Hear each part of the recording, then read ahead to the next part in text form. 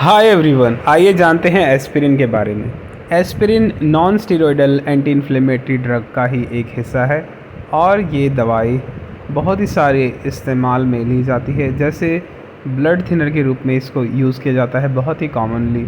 इसके अलावा पेन में और फीवर में भी इसका थोड़ा बहुत इस्तेमाल किया जाता है।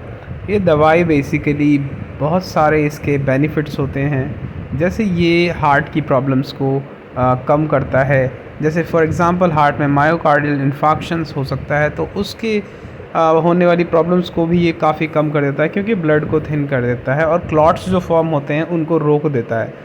इसके अलावा क्लॉट्स अगर कम बनेंगे या फिर अगर नहीं बनेंगे तो उससे स्ट्रोक होने के चांसेस लगभग ना के बराबर हो जाते हैं, जिससे कि कार्डियोवास्कुलर डिजीज़ की वजह से जो मॉर्टिलिटी होती है, जो मृत्यु होती है, वो नहीं होगी। इसके अलावा ऑल कॉज मॉर्टिलिटी को भी चांसेस भी ये कम करता है और थोड़ा बहुत कैंसर में भी इसका बेनिफिट देखने को मिलता है। इसके अलावा इसके साइड इफ़ेक्ट्स ज़्यादा देखने को मिलते हैं, तो उसमें हम डिटेल में आज बात करेंगे।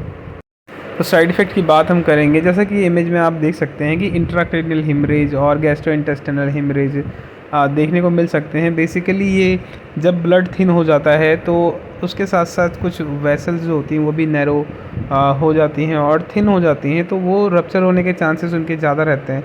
या किसी और वजह से यदि वो रप्चर हो जाती हैं या फिर कहीं कट लग जाता है बॉडी में, तो ब्लड के हेमरेज होने के चांसेस, बहने के चांसेस ज़्यादा रहते हैं। तो ये एक प्रॉब्लम हो सकती है। इसके अलावा हम डिटेल में बात करेंगे साइड इफ़ेक्ट्स की, कि क्या क्या साइड इफ़ेक्ट्स देखने को मिलते हैं एस्पिरिन में। तो इसके अलावा साइड इफ़ेक्ट्स तो हम देखेंगे ही, और टॉक्सिक इफ़ेक्ट्स भी हम देखेंगे कि क्या क्या टॉक्सिक इफ़ेक्ट्स हो सकते हैं एस्पिरिन के, अगर इसको सही मात्रा में और सही ड्यूरेशन में नहीं लिया जाए या दिया जाए तो प्रॉब्लम्स काफ़ी सारी देखने को मिल सकती हैं। तो चलिए जानते हैं अब साइड इफ़ेक्ट्स के बारे में डिटेल में। स्टार्ट करते हैं कि साइड इफ़ेक्ट्स स्टार्टिंग में जैसे अपर रेस्पिरेटरी ट्रैक्ट की बात करते हैं, या फिर आइज़ में, नोज़ में, थ्रोट में, इस तरह के साइड इफ़ेक्ट देखने को मिलते हैं। अगर बात करें कान की, तो रिंगिंग सुनाई देती है कान में, हेयरिंग लॉस हो जाता है, काफ़ी प्रॉब्लम होती है। तो एक एस्पिरिन का एक बहुत ही कॉमन साइड इफ़ेक्ट्स है ये। और इसके अलावा बात करें आइज़ की, तो आँखों में ब्लर विज़न हो सकता है और देखने में, और ब्लड भी आ सकता है हल्का फुल्का, मतलब रेडनेस कह सकते हैं आप, कि आँखों में रेडनेस सी दिख सकती है। इसके अलावा फेस, लिप्स, टंग और जो थ्रोट रहेगा उसका टेस्ट अल्टर हो जाता है, और थ्रोट में अल्सर्स हो सकते हैं, प्रॉब्लम हो सकती है, रेडनेस हो सकती है। इसके अलावा वीजिंग, जो लंग्स होते हैं वहाँ पे वाटर एक्यूमुलेशन हो सकता है, तो सांस लेने में दिक्कत हो सकती है।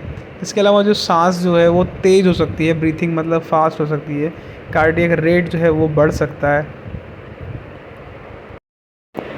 स्किन जो है वो कोल्ड रहती है और पैचेस पड़ सकते हैं, स्किन पे रैशेस भी हो सकते हैं, कई तरह के रैशेस हो सकते हैं, जिसमें से हाई रैशेस जो हैं, हाई रैशेस यानी कि एक छत्ते की तरह एक निशान बन जाता है, तो ये भी हो सकते हैं।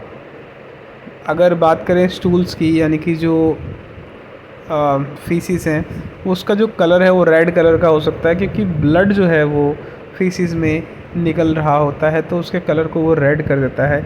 और ब्लैक स्टूल्स भी हो सकते हैं, काले स्टूल्स, क्योंकि जमा हुआ ब्लड जो है वो निकलेगा बाहर, तो वो रेड कलर भी शो कर सकता है। इसके अलावा नोज़िया, वॉमिटिंग, ये सब तो बहुत ही कॉमन प्रॉब्लम है, हर मेडिसिन के साथ होती है।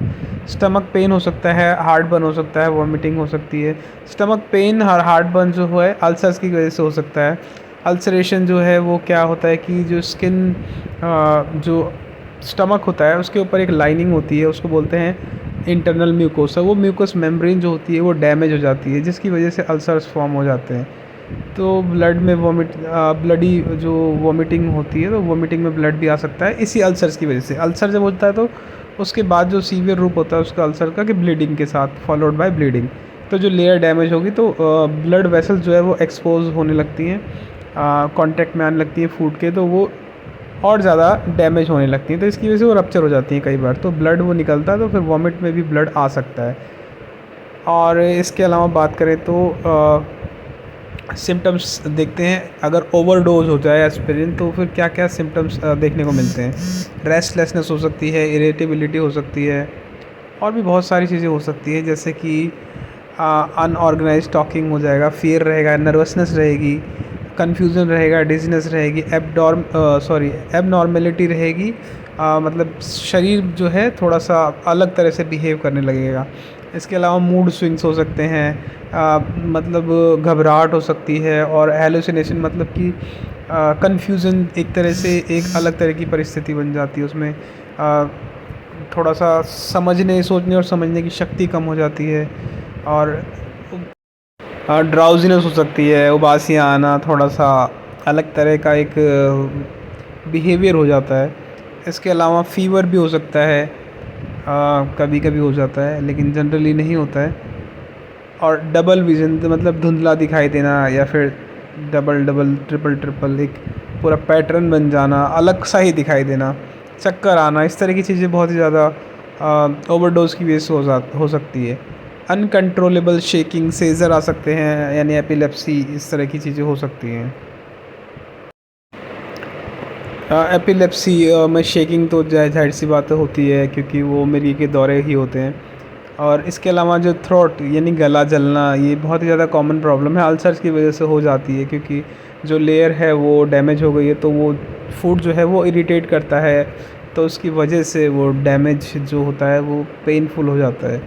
इसके अलावा वॉमिटिंग, बहुत ज़्यादा पेनफुल वॉमिटिंग हो सकती है, और यूरिनेशन जो है वो डिक्रीज़ हो सकता है।